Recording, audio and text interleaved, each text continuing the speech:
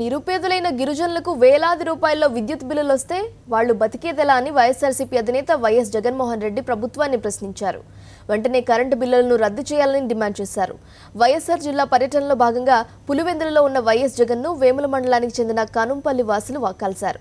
ఈ సందర్భంగా విద్యుత్ బిల్లుల రూపంలో వారికి జరిగిన అన్యాయాన్ని వైఎస్ జగన్ ముందు వెళ్లబోసుకున్నారు. ఈ విషయంలో తమకు అండగా ఉండాలని కోరారు. వారి సమస్యను విన్న వైఎస్ జగన్ ప్రభుత్వం అధికారుల తీరుపై మండిపడ్డారు. దీనిపై ఉన్నతాధికారులతో మాట్లాడి సమస్య పరిష్కారం అయ్యేలా చూస్తానని హామీ ఇచ్చారు.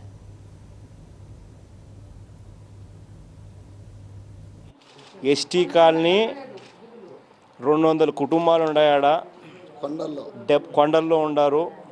71 మీటర్లు. ఒక్కొక్క మీటర్కు నువ్వు ఈ మాదిరిగా బిల్లులు వేస్తే 2500, 4000, 5000 ఇట్లాంటి బిల్లులు వేస్తే ఎవడైనా కానీ ఎట్లా కడతాడు? ఓ పక్కేమో 50 యూనిట్ల లోపు కడితే ఫ్రీ అంటారు.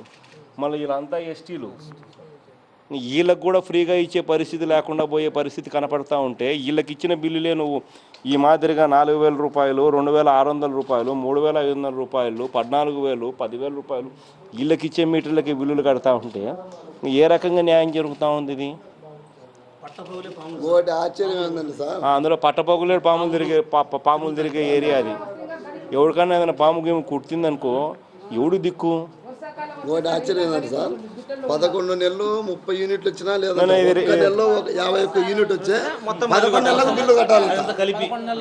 ఇదేమన్నా సార్, ఇప్పుడు ఒక్క నెలలో 51 యూనిట్ వచ్చే 11 నెలలు 30 యూనిట్లు వచ్చినా కానీ దానికి ఫ్రీ. మామూలు 50 యూనిట్లు ఫ్రీ కదా, అదిలే. ఈ ఒక్క దీని ఆధారం తీసుకొని ఇప్పుడు మొత్తం అనర్హుడు అంటే కొన్ని ఒక్క నెలలో 51 యూనిట్లు దాటితే మొత్తం సంవత్సరం అంతటికి టోటల్ 12 నెలలకి